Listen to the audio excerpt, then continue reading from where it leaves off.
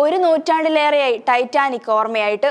1912 April 14 രാത്രിയിലായിരുന്നു ലോക ചരിത്രത്തിലെ തന്നെ ഏറ്റവും വിനാശകരമായ ആ യാത്ര സംഭവിച്ചത്. ടൈറ്റാനിക് എന്ന ആഡംബര കപ്പലിന്റെ ആത്മവിശ്വാസമായിരുന്നു ഒരിക്കലും തകരില്ല എന്നത്. മഞ്ഞുമലയിൽ ഇടിച്ചു തകർന്ന് തരിപ്പണമായ ടൈറ്റാനിക്കിൽ 2200-ലധികം ആളുകൾ ഉണ്ടായിരുന്നു. ആ ദുരന്തത്തിൽ അതിജീവിച്ചത് 700 പേർ മാത്രം. കന്നി യാത്രയിൽ തന്നെ അപകടത്തിൽപ്പെട്ട് മുങ്ങിപ്പോയ ലോകത്തെ ആദ്യത്തെ അത്യാഡംബര കപ്പലിനെ ആരും മറക്കില്ല. അറ്റ്ലാന്റിക്കിന്റെ ആഴങ്ങളിൽ ഇപ്പോഴും കപ്പലിന്റെ അവശിഷ്ടങ്ങൾ കിടപ്പുണ്ടെന്നാണ് പറയുന്നത്. ടൈറ്റാനിക് വർഷങ്ങളായി നിരവധി പര്യവേഷകരെയും ആകർഷിക്കുന്നുണ്ട്.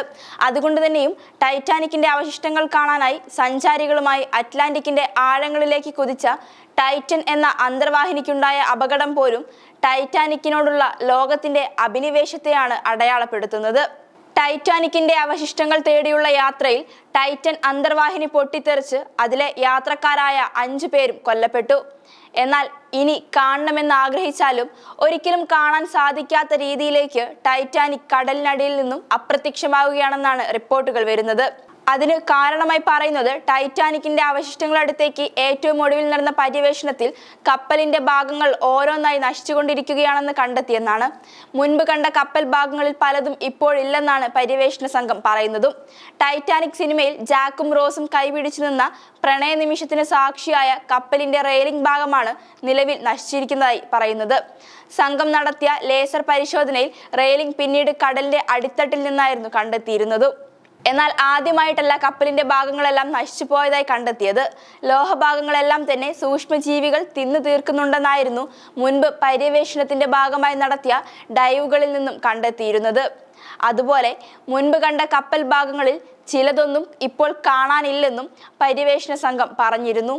സംവിധായകൻ ജെയിംസ് കാമറൂൺ ലോകം നടുങ്ങിയ മഹാദുരന്തത്തെ സിനിമയാക്കി മാറ്റി. ഓഫീസർമാരുടെ ക്വാർട്ടേഴ്സിന്റെ ഒരു വശം തകർന്നതായും റൂമുകൾ ഇല്ലാതായതുമെല്ലാം 2019 വിക്ടർ വെസ്കോയുടെ നേതൃത്വത്തിൽ നടത്തിയ ഡൈവുകളിൽ കണ്ടെത്തിയിരുന്നു.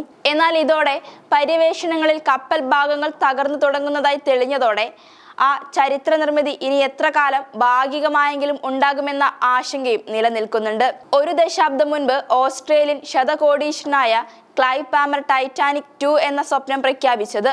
ടൈറ്റാനിക്കിന്റെ കൂടുതൽ ഊർജ്ജസ്വലമായ ഒരു പതിപ്പ് നിർമ്മിക്കുക എന്നതായിരുന്നു ലക്ഷ്യം.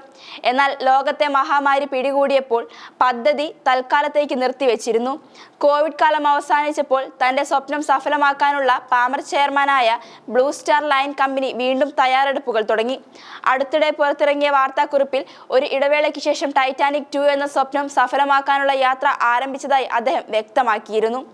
2025 ആദ്യ പകുതിയോടെ നിർമ്മാണ പ്രവർത്തനങ്ങൾ തുടങ്ങാനാണ് തീരുമാനിച്ചിരിക്കുന്നത്. റീലോഞ്ചിന്റെ സമയത്ത് 8 മിനിറ്റുള്ള ഒരു വീഡിയോ അദ്ദേഹത്തിന്റെ ടീം പുറത്തുവിട്ടിരുന്നു. അതിൽ കപ്പലിന്റെ ലേഔട്ടും ഓരോ മുറിയും എങ്ങനെ കാണപ്പെടുന്നു എന്ന് വ്യക്തമാക്കിയിട്ടുണ്ട്. കപ്പലിന് 269 മീറ്റർ നീളവും 32.2 മീറ്റർ വീതിയും ഉണ്ടായിരിക്കും. യഥാർത്ഥ കപ്പലിനേക്കാൾ അല്പം കൂടി വലുതായിരിക്കും. 2345 യാത്രക്കാരെ 835 ക്യാബിനുകളുള്ള 9 ഡെക്കുകളിലായിരിക്കും ഉൾക്കൊള്ളിക്കുക. ഇതിൽ പകുതിയോളം ഫസ്റ്റ് ക്ലാസ് യാത്രക്കാർക്കായി നീക്കിവെക്കും. ദുരന്ത പരിവ്യവസായിയായ അവസാനം മാറ്റി നിർത്തിയാൽ ടൈറ്റാനിക്കിനെ അതേപോലെ ആവർത്തിക്കാനാണ് പാമർ ആഗ്രഹിക്കുന്നത്. സമാധാനം കൊണ്ടുവരാൻ കഴിയുന്ന ഒന്നായിരിക്കും രണ്ടാം ടൈറ്റാനിക്. ലോകത്തിലെ എല്ലാ രാജ്യങ്ങൾക്കും ഇടയിലുള്ള സമാധാനത്തിന്റെ കപ്പലായിരിക്കും ടൈറ്റാനിക്. ഈ ടൈറ്റാനിക്കിൽ യാത്ര ചെയ്യാൻ ആഗ്രഹിക്കുന്നവരുടെ സ്വപ്നം സഫലമാക്കാനുള്ള കപ്പലായിരിക്കും അതെന്നും പാമർ അന്ന് പറഞ്ഞിരുന്നു. എന്നാൽ ഇതിനിടയിലും ഏറെ നിരാശപ്പെടുത്തുന്നത് ഒരുപാട് സ്വപ്നങ്ങളുമായി യാത്ര തിരിക്കുകയും ഒടുവിൽ ലോകം കണ്ട ദുരന്തത്തിന്റെ ഓർമ്മയാകുകയും ചെയ്ത ടൈറ്റാനിക്കിന്റെ ഭാഗങ്ങൾ നശിച്ച് ഇല്ലാതാവുന്നുവെന്നും ഒരിക്കലും കാണാൻ പോലും സാധിക്കാത്ത തരത്തിൽ അപ്രത്യക്ഷമാകുമെന്ന കാര്യമാണ്.